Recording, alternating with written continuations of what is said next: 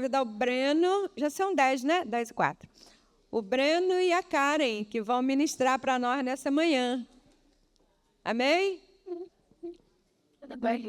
Quero pedir você que está lá atrás, talvez o pastor Paulo, que quem chegar e ficar meio fora da roda, o irmão Arnaldo, traga para o meio, tá? Quem chegar e ficar... Que é uma prisca. Aqui é uma prisca. Ah, quem estiver fora, traga para o meio. E o Breno e a Karen vão ser usados pelo Senhor nessa manhã. Deus abençoe, querido. Amém. Bom dia, queridos. A pastora Claudete e o pastor Paulo estavam comentando, né, na oração deles, citaram a conferência que a gente teve esses dias, e eu entendo assim, que Deus não faz nada desconexo, né? O fato da gente estar hoje falando sobre casa sacerdotal diz muito sobre a semente que a gente tem lançado, né? E o Ralph falou muito esses dias, né? Sobre que tudo é uma semente. E a gente quer compartilhar um pouco da nossa experiência hoje, um pouco daquilo que a gente tem vivido e compartilhar aquilo que Deus tem comunicado a gente sobre casa sacerdotal, e a gente quer levar aqueles que ainda não experimentam esse ambiente, que possam vir para o meio. E a roda é intencional. Vamos começar orando mais uma vez, porque a gente nunca é demais, né? Senhor, nós te agradecemos pela tua presença. Obrigado, Jesus. Obrigado porque o Senhor está aqui nessa manhã. Obrigado por nos despertar, nos dar mais uma oportunidade de servir ao Senhor. Obrigado, Jesus, pela tua presença. Obrigado por se fazer presente. Nós pedimos, Jesus, fica conosco. Fala ao nosso coração, que o nosso coração seja uma terra fértil e que a semente que cai no nosso coração produza, Senhor. Produza muitos frutos. Te agradecemos pela tua palavra, Jesus. Amém. Amém. Hoje a gente quer começar falando um pouco sobre as casas sacerdotais, né? Que foi o que a gente falou desde o início. O título que a gente colocou para hoje é Casas Sacerdotais, um lugar de presença e comunhão, né? Porque eu acho que isso define muito a casa sacerdotal. É esse espaço, é esse ambiente. A casa sacerdotal, pode passar. A casa sacerdotal, ela sendo esse lugar de presença e comunhão, é uma parte do corpo de Cristo reunido. E a gente vai falar um pouco sobre isso hoje. Vamos começar lendo, né, que eu acho que nada melhor do que a própria palavra. 1 Pedro 2, 5.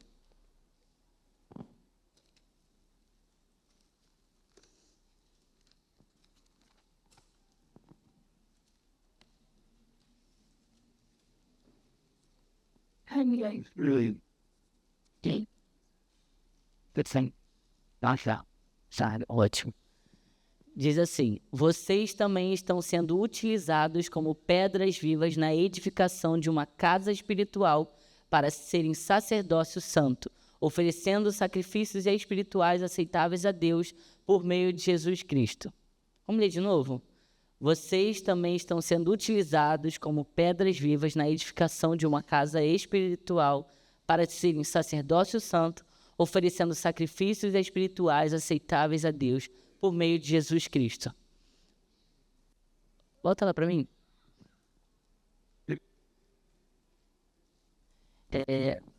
A gente tem aí nesse texto, quando a gente lê esse texto antes, né, a impressão que eu tinha era que o autor estava falando de tudo a mesma coisa. Casas espirituais, sacrifícios espirituais, sacerdócio santo. Parecia que ele estava falando de tudo a mesma coisa. Parecia que era uma repetição de um mesmo, sabe? E aí, quando a gente foi ler sobre isso, a gente foi estudar um pouco mais sobre isso, né? A gente viu que não, que cada uma está ali por um motivo, né? Quando o texto fala casa espiritual, ele está se referindo a um local físico, está se referindo a um ambiente específico. A casa, a igreja, está se referindo a um contexto, a um local, uma localidade. Quando o texto fala sobre... Pode voltar lá, pode voltar. Quando o texto está falando sobre... O primeiro. Quando o texto está falando sobre sacerdócio santo, ele está se referindo aos filhos de Deus como sacerdotes, atuando como sacerdotes, ou seja, é o nosso papel. São os filhos de Deus atuando como sacerdotes. E o último, que o texto termina, são os sacrifícios espirituais, aquilo que a gente presta, o culto, o louvor, a adoração, o serviço feito a Ele. Então, a gente tem aí 3 pontos nesse versículo, que eu acho que é importante a gente frisar. O primeiro ponto, casa espiritual, um local. Sacerdócio santo, uma identidade.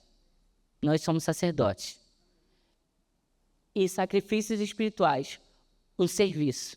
Ou seja, nós estamos em um local, nós temos uma identidade e nós temos um trabalho. Eu acho que esse versículo define muito bem qual é a nossa função como corpo de Cristo. Nós somos sacerdotes, nós estamos em um local, numa casa espiritual, e nós fomos chamados para um serviço, para oferecer sacrifícios espirituais. E isso embasa aquilo que a gente quer falar hoje. Acho que isso enraiza o que é casa sacerdotal. Porque na casa sacerdotal, nós estamos num local. Nós estamos oferecendo sacrifícios agradáveis ao Senhor, sacrifícios espirituais, o nosso louvor, a nossa adoração, o nosso serviço às pessoas. E nós temos uma identidade, sacerdote. Não é à toa que o nome é casa sacerdotal, né? A gente vai especificar um pouco mais sobre isso, mas acredito que 1 Pedro já deixa bem esclarecido qual é o nosso papel. Pode passar, por favor.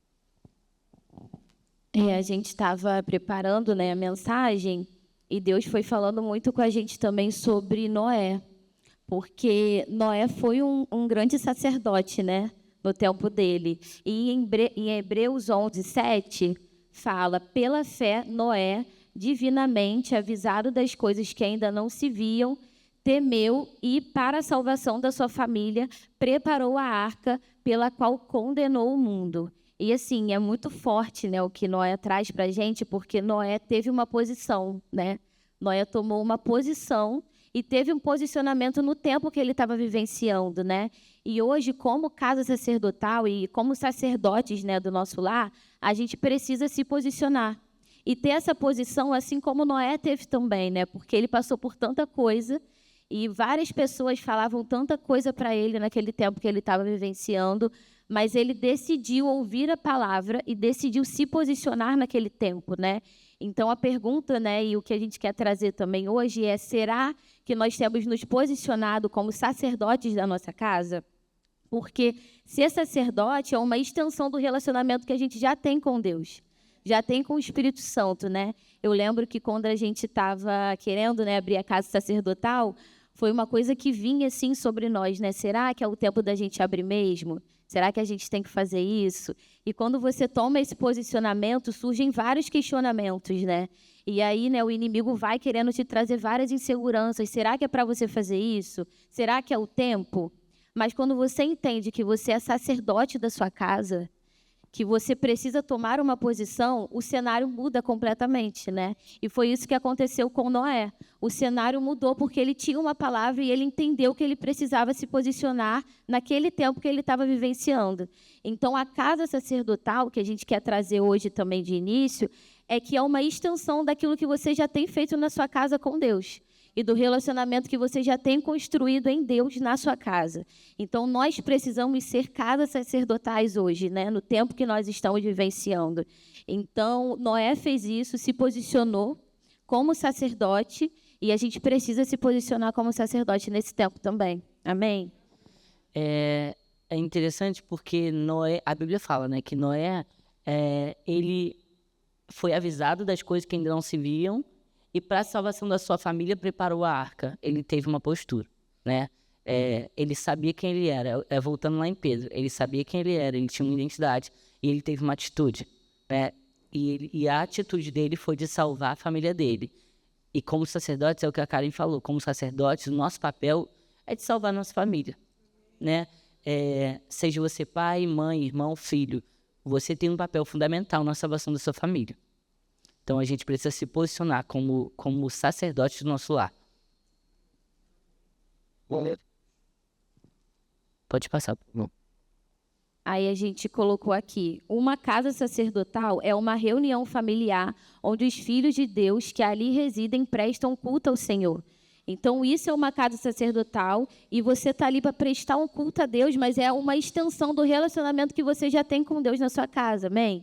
Então, assim, a casa sacerdotal hoje é o que a gente trouxe, é uma família que presta culto ao Senhor, mas você já tem esse relacionamento com Deus.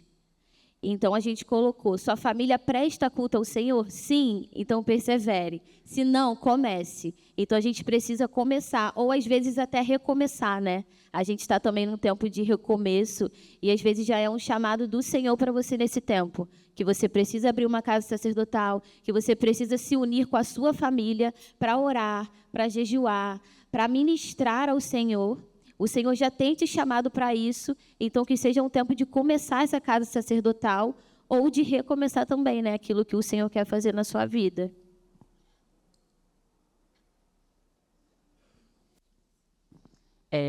A gente queria trazer também um pouco sobre a casa sacerdotal na Antiga Aliança. Porque quando a gente fala em casa sacerdotal, a palavra sacerdote lembra o Antigo Testamento, né?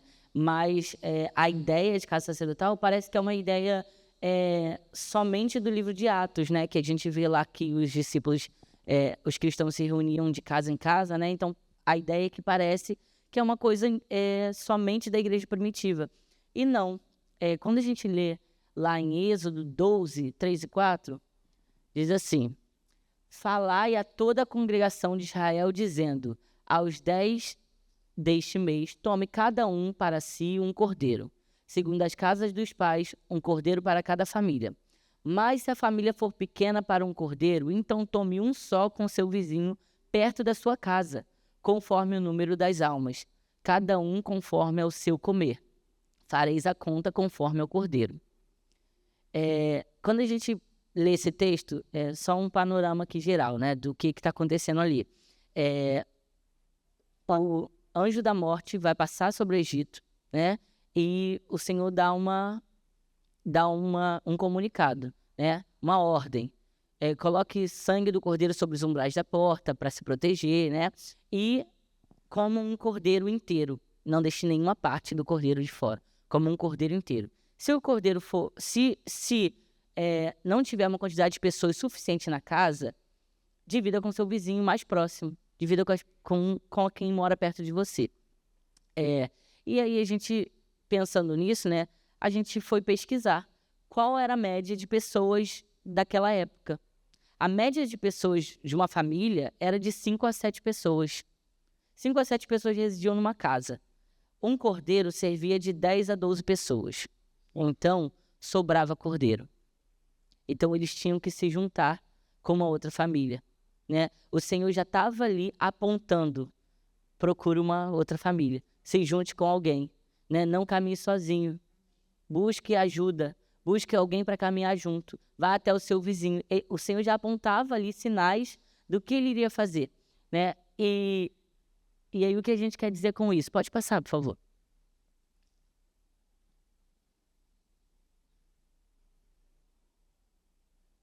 Não, pode voltar é lá mesmo. O que a gente quer dizer com isso?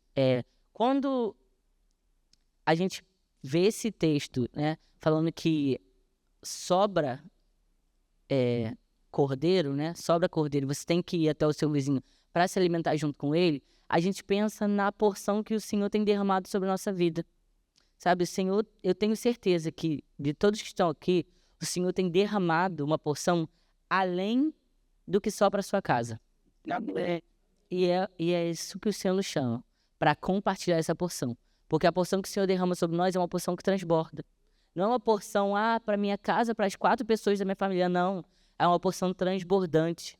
É uma porção que ela esvai. Então não é suficiente, você e sua família não vão conseguir desfrutar sozinhos dessa porção, então compartilhe. E aí a gente começou falando sobre a casa sacerdotal ser esse ambiente, né? A família se reunindo para prestar um culto ao Senhor. Só que quando a família se reúne para prestar o culto ao Senhor, você tem uma porção do Senhor. E essa porção, ela se esvai, como a gente disse. Então, ela abre. Você precisa abrir, você precisa transbordar ela na vida de outras pessoas. E aí, por isso que a gente vai para outro ponto, quando a gente começa a abrir as nossas portas para receber outras pessoas. Por quê? Porque a porção que o Senhor tem derramado não tem sido só para a gente, tem sobrado. E a gente não pode ser pessoas que retêm aquilo que o Senhor tem depositado em nós. Não dá para a gente ser pessoas que viram meros depósitos, sabe? Recebe uma palavra de Deus, recebe uma bênção de Deus, ser abençoado, o Senhor te dá um carro novo, você não dá uma carona para ninguém, sabe? O Senhor te dá uma casa nova, você não chama ninguém para jantar. Não foi para isso que Deus te deu. Não foi para isso que Deus te abençoou. A porção que o Senhor te dá, eu não falo só de bens materiais, eu estou falando de vida espiritual mesmo. Aquilo que o Senhor tem derramado sobre você, não é só para você. É para transbordar na vida de outros. E aí a gente entra no ponto, né? A gente abre a nossa casa sacerdotal para que a gente transborde na vida de outros. Para que o cordeiro que a gente está consumindo seja consumido por outros. Amém? Pode passar, por favor. E aí a gente entra aqui, agora a gente fala da nova aliança, né? Quando a gente fala da nova aliança, a gente já está dizendo da igreja de Atos, quando o Espírito Santo é derramado, né? E a gente vai ler alguns versículos. Eu vou pedir algumas pessoas específicas para a gente ir lendo, para a gente otimizar. Então, abre, por favor, nesse Atos 2, 1, 2. Pastor Paulo, abre, por favor, Atos 5, 42. Hugo, Atos 12, versículo 5 e depois o 12. 16, 30. Pastor, abre, por favor, Atos 16, versículo 30 ao 34.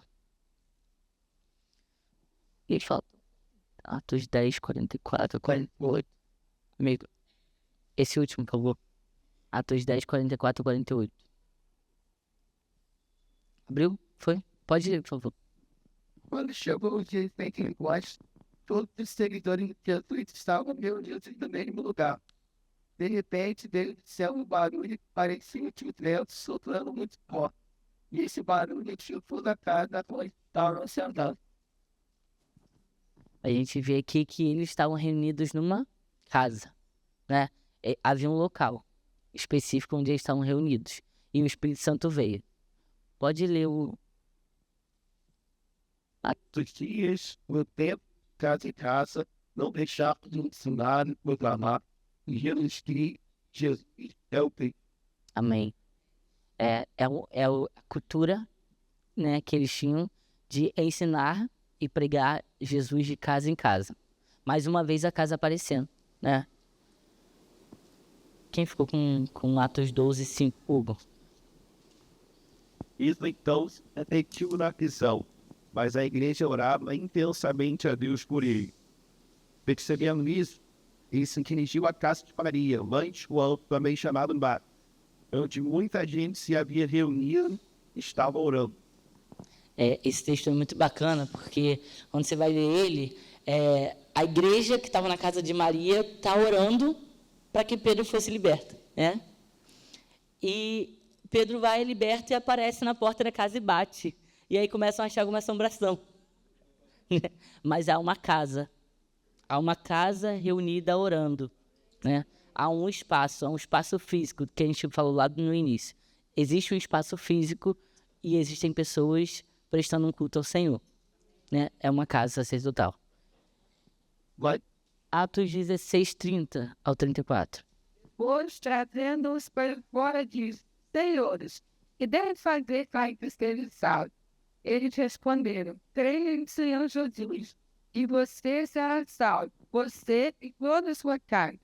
Se pregaram a palavra de Deus ao carcereiro e a todos os que faziam parte da casa dele. Naquela mesma hora da noite, cuidando deles, lavou-lhes as feridas dos açoites. Logo a seguir, ele e todos os membros da casa dele foram batizados. Então, levando-os para sua própria casa, deu-lhes de comer e com todos os seus manifestava grande alegria por ter escrito em Deus. Amém. O texto fala, né, que era um carcereiro, que ele viu o milagre acontecer e ele creu, né? E o texto diz que ele creu, ele aceitou Jesus ali, aceitou receber o Senhor, e ele foi para a casa dele. Teve mais uma vez um espaço. Ele foi para a casa dele, e na casa dele toda a família dele creu.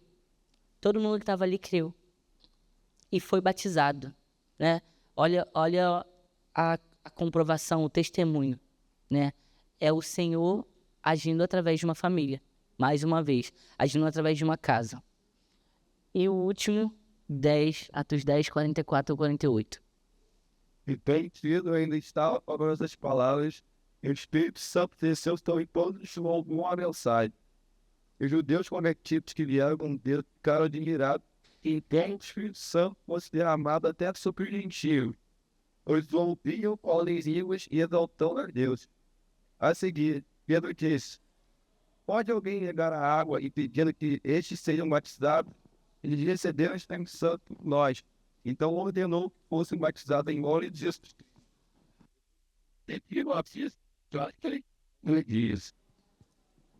Esse texto fala sobre Cornélio, né? E ele era um gentil, era uma pessoa que não era cristã, não cria em Jesus. E Pedro vai lá na casa dele e ali o Espírito Santo desce, né? E o texto fala que ali haviam pessoas, a gente não leu o capítulo todo, né? Mas se você ler o capítulo todo, fala que ali haviam pessoas, amigos e familiares de Cornélio que ele tinha convidado para receber Pedro, né? Mais uma vez, uma casa recebendo um filho de Deus e ali havendo uma manifestação, né? Quando a gente entende a nossa identidade como filho de Deus, né? A casa onde a gente chega vira uma casa sacerdotal, né? Não é só a nossa casa, não é só um ambiente fixo, mas se você tem um amigo que não conhece Jesus e você chega lá, aquela casa vira uma casa sacerdotal, porque ele tem um filho de Deus. Ali tem alguém que presta culto ao Senhor. E ali você levanta um altar de adoração ao Senhor. Então, quando a gente chega, a gente tem que fazer a diferença, né? O nosso papel como filhos de Deus é manifestar o reino. Então, quando a gente, por mais que não estejamos numa casa fixa, né?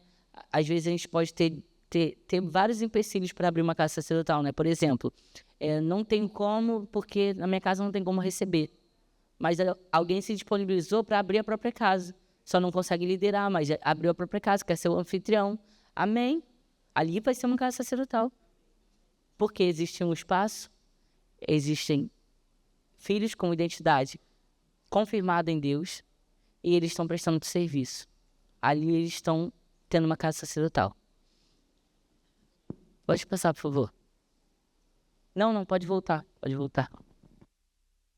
E a gente vê, né, como o Breno falou, que casas foram transformadas, né?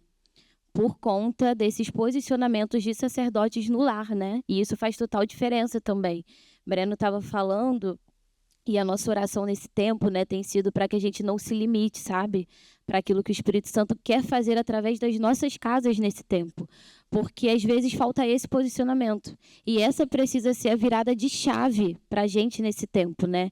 Então a gente precisa se posicionar como sacerdote.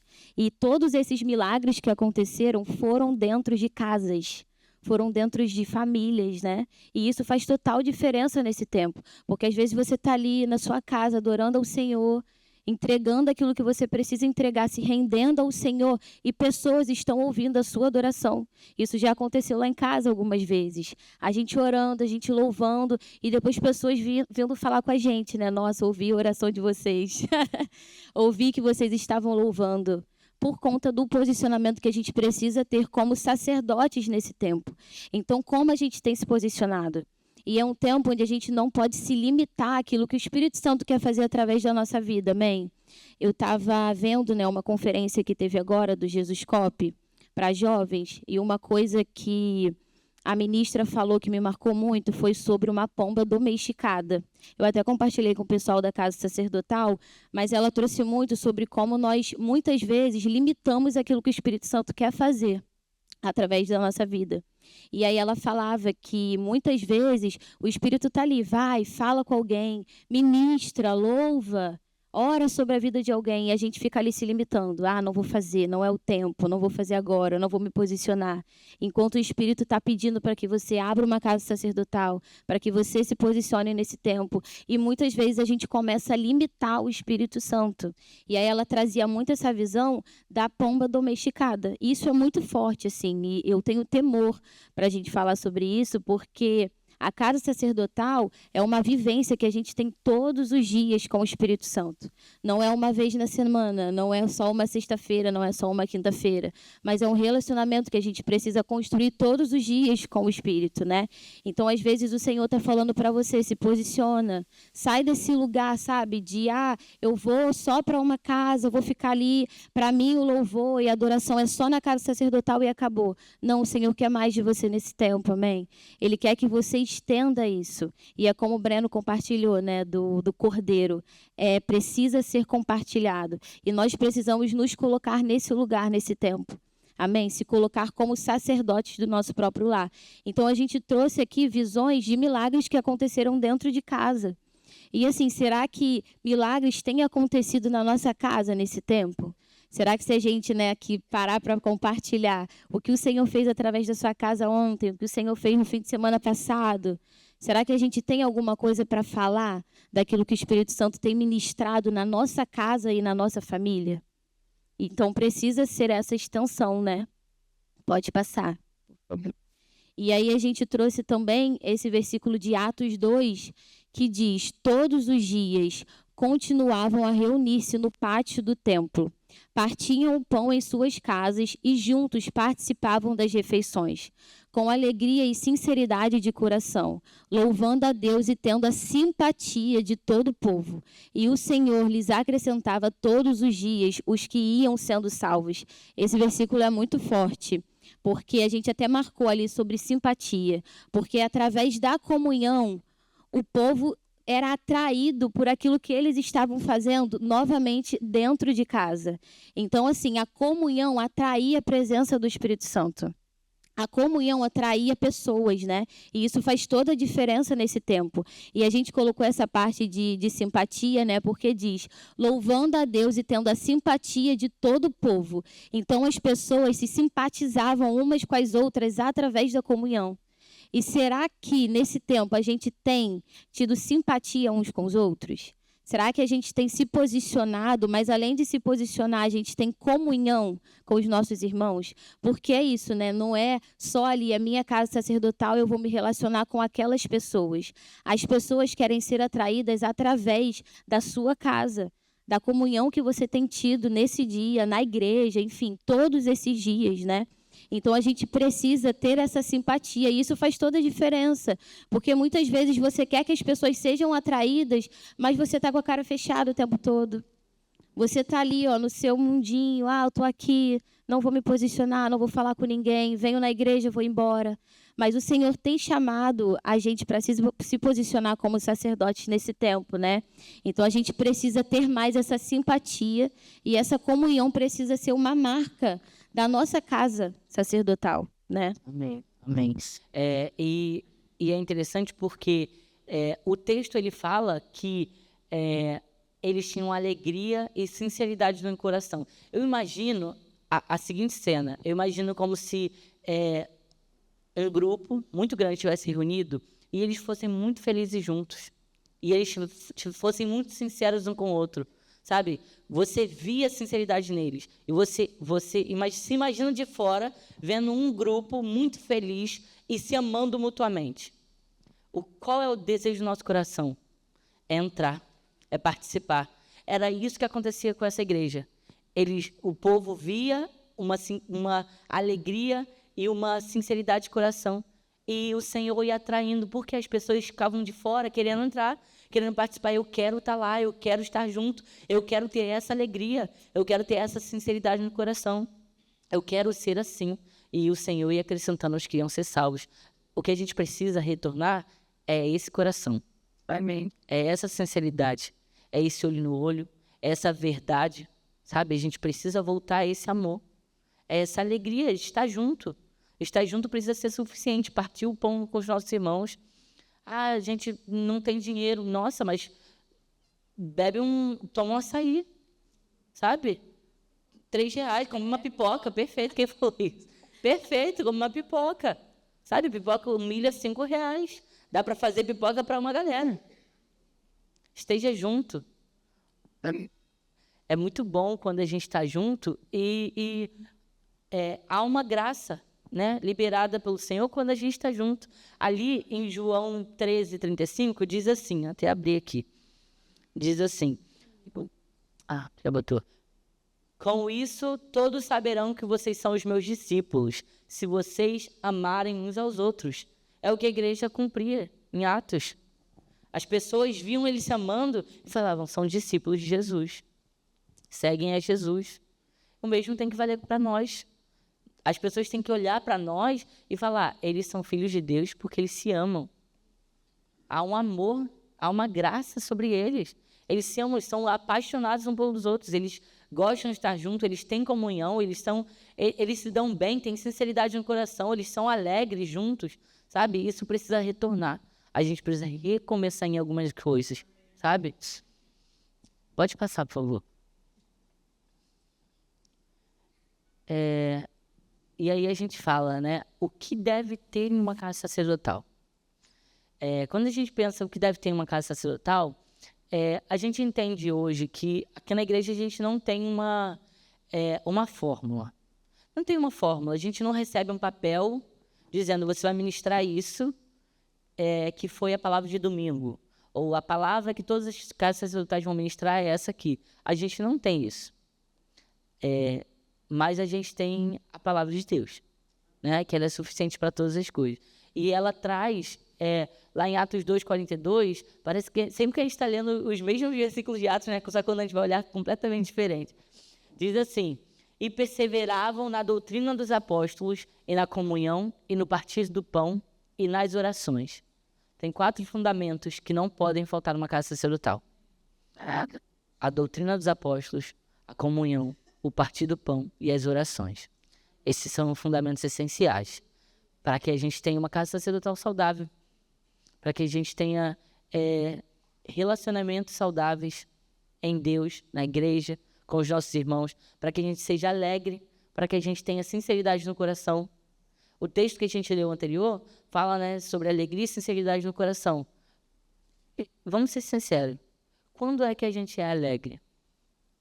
A maioria das pessoas, quando a gente está comendo uma coisa boa. Fala a verdade, a gente come com gosto. O brasileiro tende a comer com gosto. Come uma coisa saborosa, você fica feliz, fica sorridente. Tem gente que faz dancinha quando está comendo, tá com fome e está emburrado. Aí vai comer, começa a se balançar, por quê? Fica feliz. E quando a gente está com os nossos irmãos, a gente come, a gente parte o pão, a gente fica feliz com os nossos irmãos, sabe? Doutrina dos apóstolos, partir do pão, comunhão e as orações, né? E isso tudo precisa trazer para a gente alegria. E o texto anterior que a gente leu fala sinceridade no coração. Quando é que a gente é sincero com as pessoas? Quando a gente senta e abre o coração. Quando a gente fala a verdade. Quando a gente senta numa mesa. Normalmente a gente não senta uma cadeira aqui, outra aqui, a gente vamos falar, vamos conversar. Quero falar com você sério. Não, normalmente a gente bota uma mesa, tem uma comida, tem um café, e a gente olha nos olhos e a gente fala a verdade. É ou não é, gente? Sabe? É nesses momentos, é na comunhão que a gente tem sinceridade no coração. É na comunhão que surge a sinceridade no coração. Então, é esses momentos que vão provocar em nós a unidade que Jesus espera. É nesses momentos que vão provocar em nós aquilo que a igreja de Atos fazia.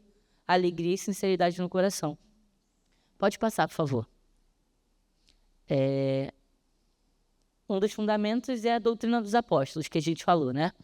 Vamos lá para Mateus 28, 19 ao 20.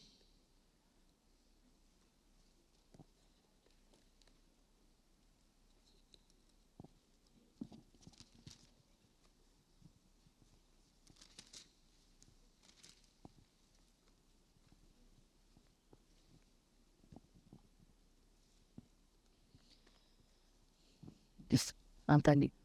Diz assim, Portanto, vão e façam discípulos de todas as nações, batizando-os em nome do Pai, do Filho e do Espírito Santo, ensinando-os a obedecer, ou guardar em outras versões, a tudo que eu ordenei a vocês, e eu estarei sempre com vocês até o fim dos tempos.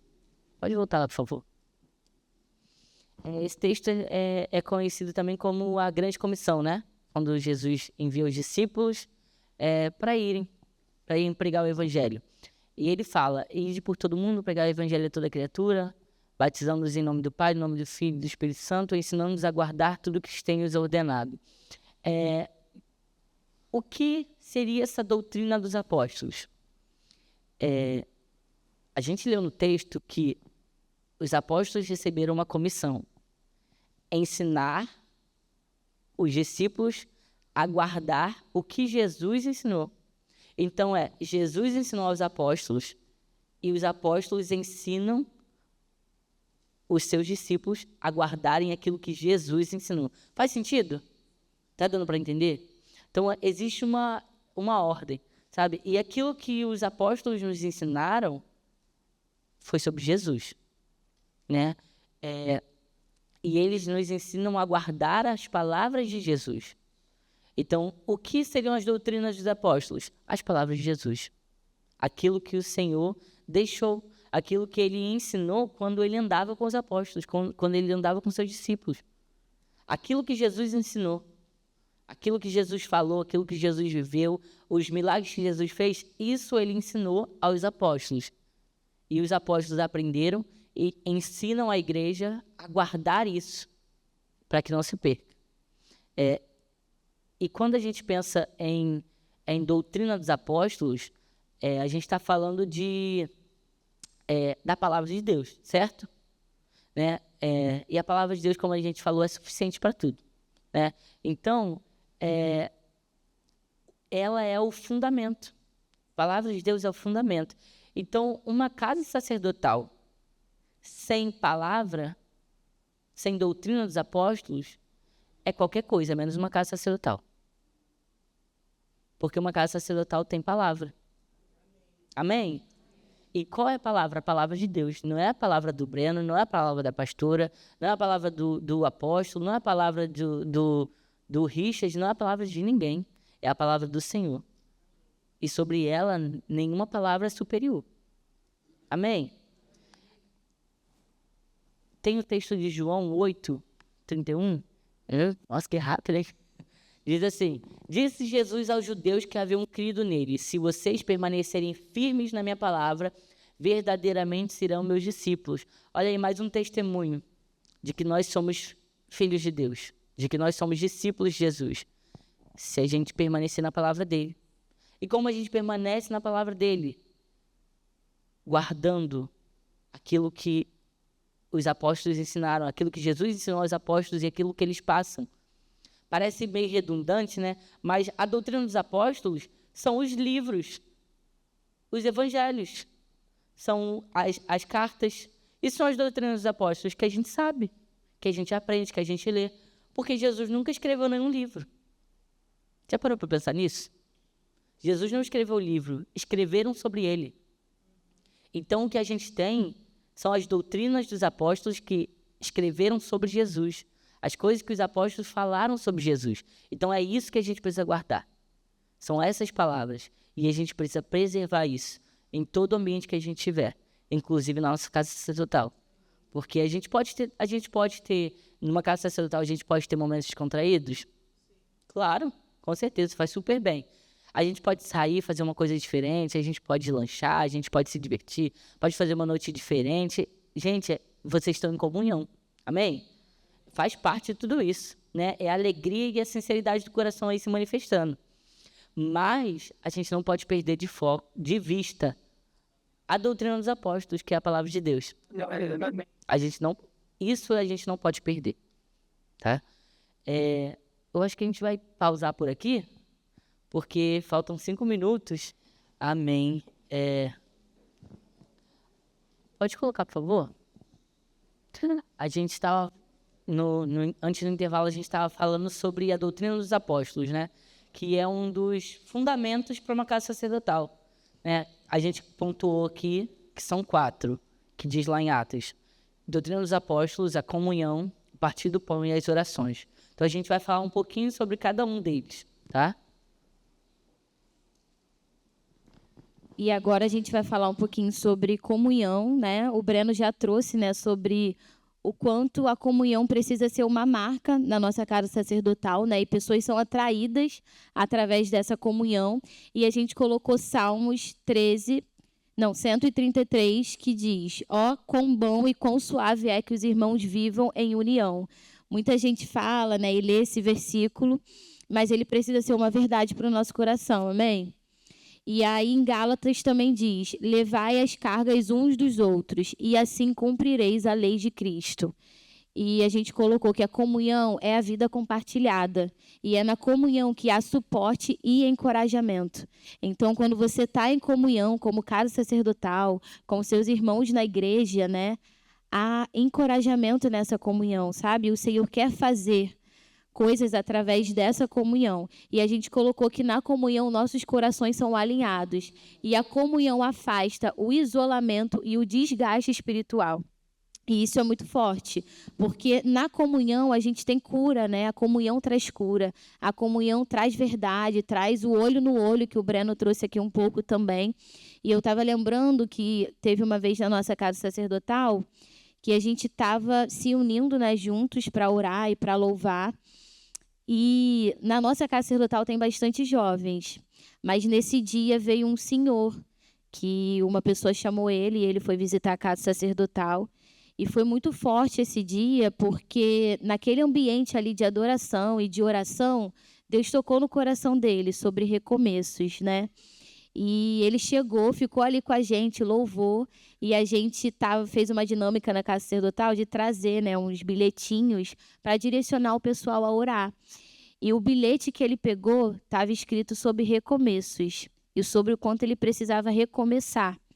E uma coisa que ele trouxe e compartilhou com a gente foi que o Senhor estava chamando ele de volta. E que a nossa comunhão fez com que ele viesse, né? E estivesse naquele lugar como casa sacerdotal. E depois dali ele veio compartilhar com a gente. E aí falou: gente, os jovens orando, todo mundo intercedendo. E como Deus me tocou, como Deus tocou no meu coração através da comunhão de vocês, né? Então a nossa comunhão precisa ser uma marca. E as pessoas olham para isso. Então, a comunhão, ela traz cura.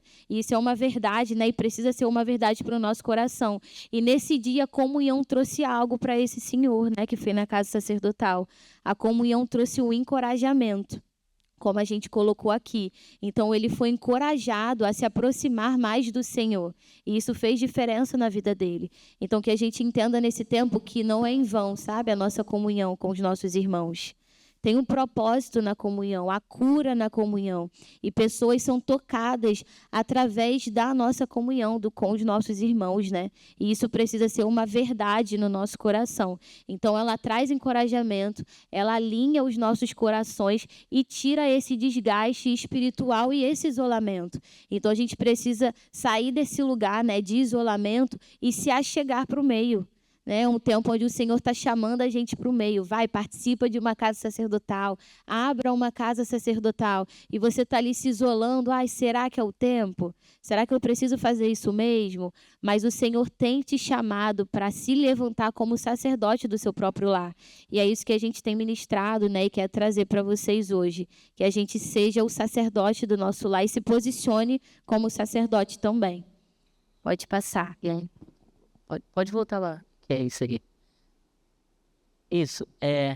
Quando a gente fala de comunhão, né, é muito precioso, assim, que o versículo que a Karen leu de Salmos, ele continua dizendo, né, ali fala que é bom e suave que os irmãos vivam em união, e o versículo termina dizendo, né, o capítulo termina dizendo, ali o Senhor derrama a sua bênção, né? Existe uma graça quando a gente está junto, quando a gente está em comunhão. E não é só estar junto e a gente está aqui. Não, é intencionalidade, né? Você está aqui e nós estamos juntos porque temos um propósito em comum, né? A Karen citou esse exemplo de um senhor que foi na nossa casa sacerdotal, e o mais engraçado foi que quando ele apareceu lá, ele encontrou o Pedro Botafoguense, né, que todo mundo conhece. Ele encontrou o Pedro Botafoguense na rua e ele tinha ele no Facebook e falou assim: que lugar é aquele que você vive postando que as pessoas se reúnem? Eu quero ir lá. Aí o Pedro passou o endereço e ele realmente foi, né? E ele apareceu lá e ele foi tocado por essa graça, né? Então, assim, a casa sacerdotal é um ambiente propício para isso.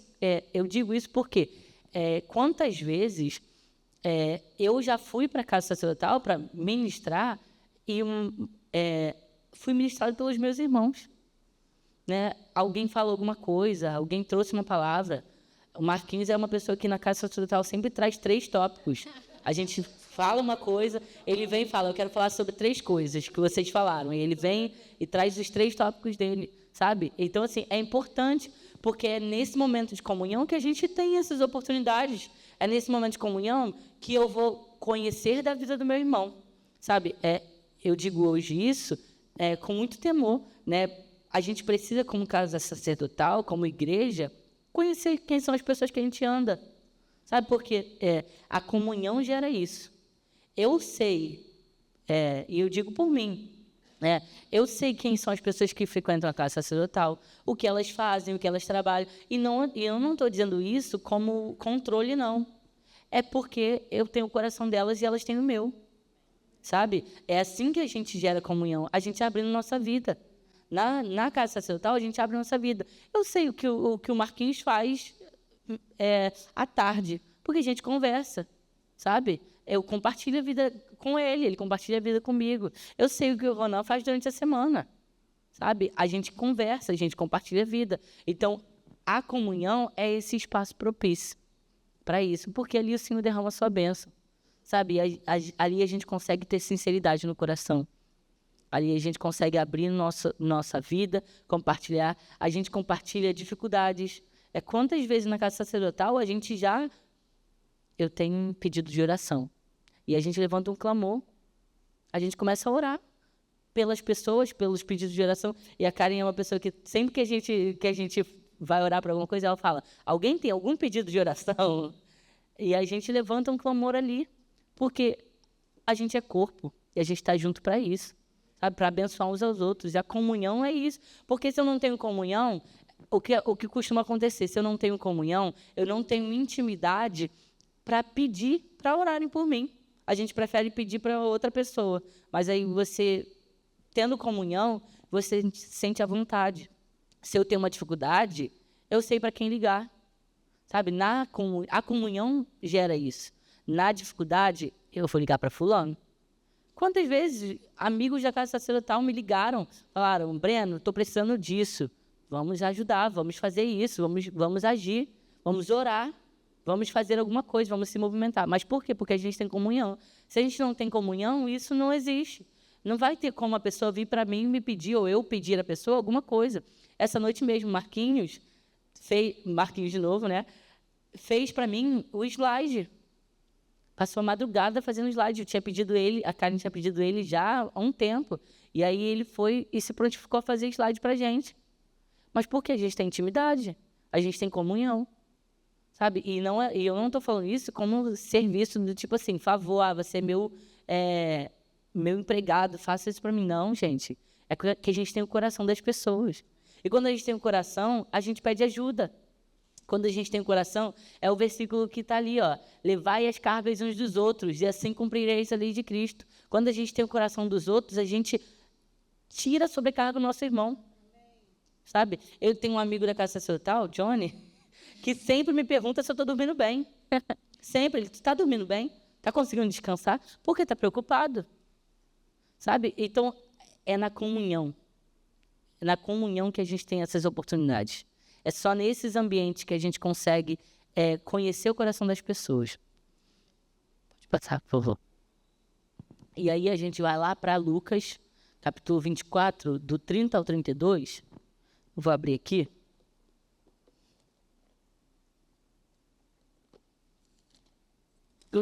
Ai, nossa, está muito rápido isso aqui, hein? Versículo diz assim: quando estava à mesa com eles, tomou o pão, deu graças, partiu e deu a eles. Então os olhos deles foram abertos e reconheceram. E o reconheceram. E ele desapareceu da vista deles. Perguntaram-se um ao outro: não estava queimando o nosso coração enquanto ele nos falava no caminho e nos expunha as Escrituras? Levantaram-se e voltaram imediatamente para Jerusalém. Ali encontraram os 11 e os que estavam com eles reunidos. Só até aí. Esse versículo fala sobre os discípulos no caminho de Emaús, né? É muito interessante porque quando a gente foi pesquisar sobre isso, fala que o capítulo inicia dizendo lá que eles saíram de Jerusalém e foram pelo caminho de Emaús para um destino. E esse destino ficava... E é interessante porque o capítulo inicia dizendo isso. O destino deles ficava a 11 quilômetros. Por 11 quilômetros, os discípulos andaram com Jesus e não reconheceram Jesus. Por 11 quilômetros. Gente, pensa aí, 11 quilômetros andando numa região desértica. Quanto tempo você deve levar? Né? Porque eu acho que assim, daqui para a Paciência deve dar uns 5 quilômetros. Hã? Perfeito. Aí, Dom Atacadista da Avenida Santa Cruz. Perfeito, 11 quilômetros. Agora, imagina você andando daqui até o Dom Atacadista, andando. Quanto tempo você vai levar? Se hoje é asfaltado, a gente vai levar bastante tempo. Com ciclovia, com uma faixa de pedestre, a gente vai levar bastante tempo. Imagina numa região desértica, né? Seco, com sede. Você vai parar no caminho.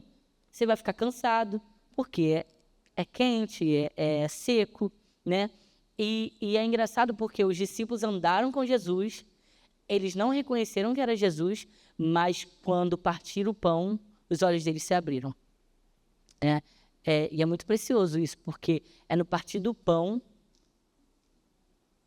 que as vistas se abrem, né? Que os olhos se abrem, que a gente começa a enxergar coisas que a gente não enxergava. Né? É quando Jesus parte, é quando a gente está com os nossos irmãos e a gente está simplesmente comendo, compartilhando a vida, tomando um café, e aí alguma coisa surge, e alguma coisa é compartilhada, e parece que é um estalo, sabe? Parece que, sabe aquele insight que você, caramba, é isso que acontece na vida compartilhada, no partir do pão. Quando a gente está junto, parece que os nossos olhos se abrem e a gente tem uma nova revelação de Jesus. Porque cada um carrega uma porção de uma revelação de Jesus. E quando a gente está junto, essa porção é revelada. Né? E no partir do pão isso é revelado.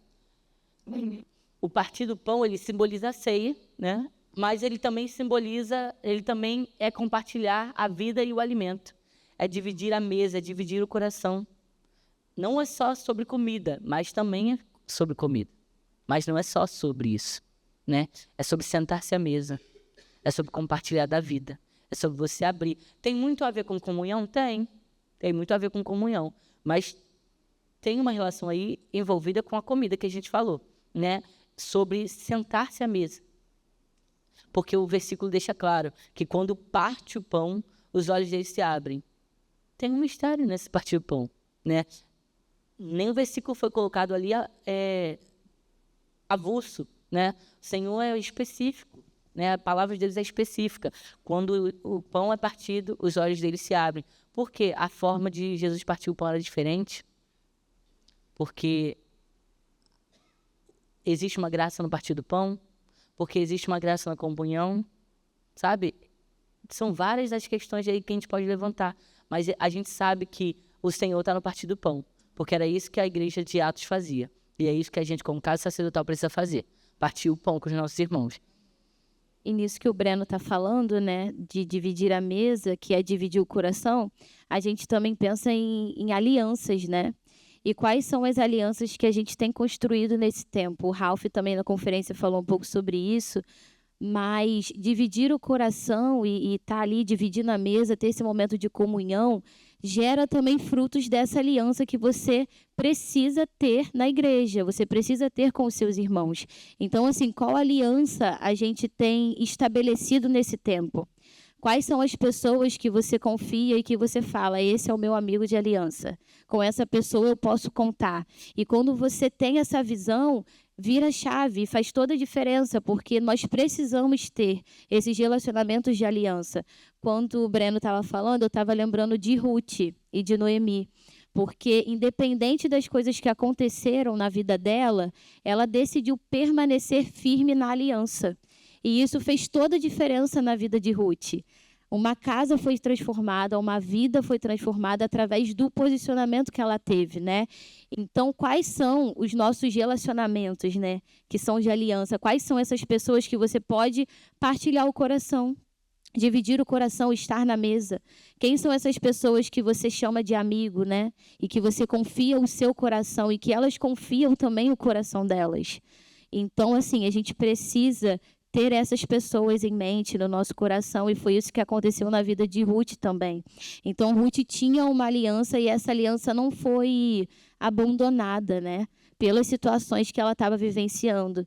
E a gente vê que muitas vezes nos nossos relacionamentos são abalados por coisas tão sutis e tão fúteis, né? Aconteceu uma situaçãozinha, uma briga, o desentendimento, acabou. Não é mais meu amigo, eu não tenho mais relacionamento, eu não tenho mais aliança. Mas com Ruth foi diferente. Ela decidiu permanecer com a aliança que ela tinha. Então, que a gente permaneça com as nossas alianças, independente das frustrações, porque às vezes vai ter um embate. Às vezes alguém vai te confrontar, mas é um momento que você precisa ser confrontado. Às vezes é você que vai estar confrontando, mas a gente precisa se colocar nesse lugar de dependência, né? E de relacionamentos de aliança, que faz toda a diferença também. E a gente também colocou sobre orações, porque não tem como ter uma casa sacerdotal sem oração. Uma casa sacerdotal sem oração é uma casa sacerdotal vazia. Então, que a nossa casa sacerdotal seja cheia de oração e do Espírito Santo. E em Atos, a gente colocou: e, entretanto, subiram ao cenáculo, onde habitavam Pedro e Tiago, João e André, Filipe e Tomé, Bartolomeu e Mateus, Tiago, filho de Alfeu, Simão, o Zelote, e Judas, irmão de Tiago. Todos estes perseveravam unanimemente em oração e súplicas com as mulheres e Maria, mãe de Jesus, e com seus irmãos. A gente colocou Atos porque antes do Espírito Santo descer, os discípulos já se reuniam em oração. E isso é muito forte, porque na oração o Senhor está presente. E como eu falei, uma casa sacerdotal sem oração é uma casa sacerdotal vazia. Nós precisamos perseverar em oração. E será que a gente tem orado pelos nossos irmãos na nossa casa sacerdotal? E não só na casa sacerdotal, mas você tem orado por pessoas? Porque às vezes a gente está ali, né, numa batalha: Senhor, o que o Senhor quer fazer através da minha vida? Eu estou passando por isso, será que vai acontecer o que eu quero? Mas será que você tem orado? Será que você tem se colocado na brecha também pelos seus irmãos? Será que isso tem permanecido dentro de você? Então a gente precisa permanecer em oração. E não tem como a gente lutar qualquer batalha sem oração. Então que a nossa oração seja constante, né? A gente precisa ter constância, a gente precisa orar, e essa precisa ser uma verdade para o nosso coração. E a gente trouxe também que a oração é o que mantém aceso o altar das nossas casas. Então, se alguém hoje te pedir para orar, ora por mim, por isso aqui, se reúne para orar por essa pessoa. Se coloque na brecha por quem realmente está precisando e está pedindo para que você ore. Eu e Brena, a gente tem uma prática de orar por todo mundo que pede oração pela gente. Todo mundo devia fazer isso também, amém? Então, a gente vai anotando. Nossa, vamos orar por essa pessoa sobre isso, vamos orar por isso aqui. E a gente tem um horário específico que a gente ora só pelo pessoal da casa sacerdotal. E a gente nomeia: olha, a Nath está passando por isso, vamos orar por isso. Laís está passando por isso, vamos orar por isso. E a gente se coloca na brecha pelos nossos irmãos, porque é uma responsabilidade. Você se colocar, você orar, você estar ali naquele ambiente, né, com o Senhor, orando pelos seus irmãos, é uma responsabilidade, gente, porque pessoas são pessoas que a gente precisa contar e confiar. E são pessoas importantes, então a gente precisa se colocar nesse lugar de brecha, né? Então, assim como Ruth permaneceu com a aliança que ela tinha, independente dos abalos, independente do que aconteceu, que seja um tempo onde a gente permaneça com as alianças que a gente tem. Amém?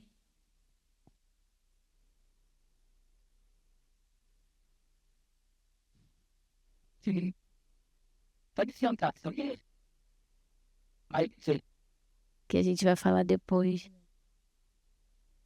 Aí. Isso. a gente colocou essa frase, né? Se Jesus está na casa, todos os vizinhos saberão. Amém? Então, assim, as pessoas precisam ver que a sua casa está sendo ministrada pelo Espírito Santo. As pessoas precisam ver algo dentro da sua casa. E que esse algo seja o Senhor. Que esse algo seja Jesus, sabe? Através de você. É interessante falar sobre isso porque a gente lembra de Zaqueu, né? A casa dele foi transformada. Quando Jesus entra, a casa que era de um cobrador de impostos, né, vira uma casa onde doam-se as coisas, onde recebe pessoas. Uma pessoa isolada passa a abrir sua casa. Uma pessoa que acumulava agora doa, né? Quando Jesus está, todos sabem.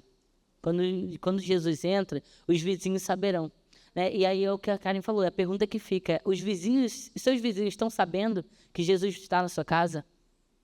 Sabe? Porque as pessoas precisam saber, né? E a casa sacerdotal é essa oportunidade, né? De abrir a sua casa, de você fazer com que pessoas conheçam a Jesus. A gente volta lá no início, a compartilhar o cordeiro. É porque a gente, às vezes, tem um termo que a gente chama, que é assim, ensimesmado. Parece uma palavra estranha, né? Ensimesmado é quando a pessoa está focada em si mesma. E acontece muito. A gente, às vezes, acha que só a nossa vida importa, só o nosso trabalho importa, só o que eu penso importa, e a gente fica focado em si mesmo, e a gente vive uma vida onde a gente não vive em serviço do próximo. A gente não se coloca na brecha, é o que a Karen falou, não se coloca na brecha, não serve ao outro. E a Bíblia fala, a gente precisa considerar uns aos outros superiores a nós mesmos. Quando eu coloco o outro superior a mim mesmo, tudo que eu tenho para fazer, todos os meus afazeres, não importam. Tudo que eu tenho para fazer não é prioridade, a prioridade é o outro, sabe? E quando a gente faz isso, o Senhor é nossa recompensa, né? A gente não faz isso para receber alguma coisa. Eu vou considerar o outro superior a mim mesmo, vou gastar minha vida, vou me entregar, porque eu vou ganhar isso. Não, a gente faz isso porque o Senhor é a nossa recompensa. E Ele manda a gente servir aos nossos irmãos, né? E se Ele manda a gente servir aos nossos irmãos, a gente vai fazer, né? A gente precisa parar de questionar, né? Se Jesus mandou, eu vou fazer. Eu vou obedecer, e não tem meio termo. Se Ele falou, faça. Né? O que a Karen citou aqui da pomba domesticada, né? Que às vezes a gente coloca o Espírito Santo como se fosse na coleira. Eu escolho o que o Espírito Santo vai fazer. Não. Você se submete ao Espírito. Amém? Amém? Se o Senhor está te convocando para você abrir a sua casa, para você compartilhar a porção que Ele tem derramado sobre você, faça isso. Se você estava na dúvida, eu não sei se é para eu abrir uma casa sacerdotal, não sei se eu devo abrir, ninguém vai vir, porque esses são os questionamentos que vêm, né? Quando a gente foi abrir, ninguém viria na nossa casa sacerdotal. Ninguém. Ia eu e Karen e a gente por nós mesmos. Aí a Ito e Stephanie apareceram ali, falaram, vamos com vocês. Eu falei, amém. Já tem um casal, vamos começar nós 4. E começamos nós 4, e se tornaram 20, e se tornaram 25. E hoje nós temos uma casa sacerdotal grande, mas com pessoas que permanecem. Mas por quê? Por causa de uma decisão. Né? Se a gente tivesse olhado lá para o início e falado, não vou abrir porque a gente vai sozinho, a gente não teria ido. Porque o medo vem, a insegurança vem. E é engraçado porque a gente coloca empecilho em tudo, né? Não, minha casa não está pronta. Não, o meu quintal não está pronto, eu não tenho cadeira. Né? É engraçado falar disso, porque quando a gente começou, a gente não tinha cadeira, a gente alugava toda semana para a casa sacerdotal. Em frente à nossa casa tem um salão, então toda sexta-feira Marquinhos ia lá comigo, me ajudava, a gente buscava as cadeiras para botar para a casa sacerdotal. A gente alugava as cadeiras, porque a gente não tinha cadeira ainda. Compramos as cadeiras, graças a Deus. Compramos. Mas, se a gente tivesse preso a isso, se a gente tivesse colocado isso como um empecilho, nunca teríamos feito, porque não ia estar na minha prioridade comprar uma cadeira. Sabe? A gente precisa se dedicar ao Senhor e obedecer aquilo que Ele está chamando. Né? Se Ele está nos chamando para abrir a nossa casa, a gente não pode ser egoísta e reter aquilo que Ele tem compartilhado com a gente. Aqui em Terra Fértil a gente tem muitos depósitos do Senhor. A gente recebe muita coisa, a gente ouve muita coisa. E a sensação que eu tenho é que às vezes a gente quer se colocar num lugar apenas de recebedor. E a gente não abre a nossa casa para os outros, a gente não compartilha. Ah, não, eu não vou abrir minha casa porque eu não sei o que vão pensar. Ah, não sei, não vou abrir minha casa porque eu não quero inveja na minha casa. Gente, vamos amadurecer, vamos crescer no Senhor. Isso não é a nossa prioridade. Se vão ter inveja, não importa. Eu estou cumprindo, obedecendo ao Senhor. É ela com Deus, exatamente, ela com Deus. Sabe? O que vão achar da minha casa? Não importa o que vão achar. O importante é que a presença do Senhor vai estar. O importante é que você está compartilhando o Cordeiro. E isso é suficiente. Amém? Amém? Eu queria que a gente orasse. Vamos ficar de pé para a gente orar?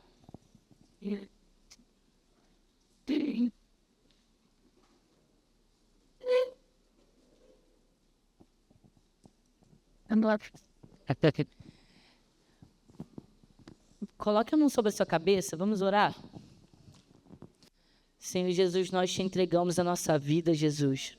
Nós te entregamos nossos pensamentos, te entregamos, Senhor, qualquer pensamento contrário à palavra do Senhor. Se em algum momento nós pensamos algo que não provém do Senhor, que não condiz com os teus mandamentos, Jesus, nós entregamos cativos ao Senhor esses pensamentos. Nós somos teus, Senhor. Nós decidimos obedecer, Senhor, e te pedimos, Espírito Santo, nos convence a cumprir aquilo que o Senhor já nos ordenou. Se o Senhor nos pede para ir e fazer discípulos, se o Senhor nos pede para abrir nossa casa, nós queremos obedecer, queremos ser os primeiros a obedecer, Jesus. Senhor, te entregamos a nossa vida e o nosso coração, a nossa mente, submissos ao Espírito Santo de Deus. Não seremos mais controlados pelas nossas próprias vontades, mas seremos controlados pelo Teu Espírito, Jesus. Te entregamos nossa vida, Senhor. Muito obrigado, Jesus, porque o Senhor é um Deus bom e nos dá a oportunidade de compartilhar aquilo que o Senhor tem depositado em nós. Não seremos mais depósitos, seremos fontes a partir de hoje. Em nome de Jesus, uma fonte que jorra a água da vida que é o Senhor. Jorraremos e alimentaremos, saciaremos a vontade daqueles que estão perto de nós, em nome de Jesus, Pai. Te entregamos nossa vida e o nosso querer, Jesus. Muito obrigado, Senhor. Sem o Senhor não somos nada, Senhor. Em nome de Jesus.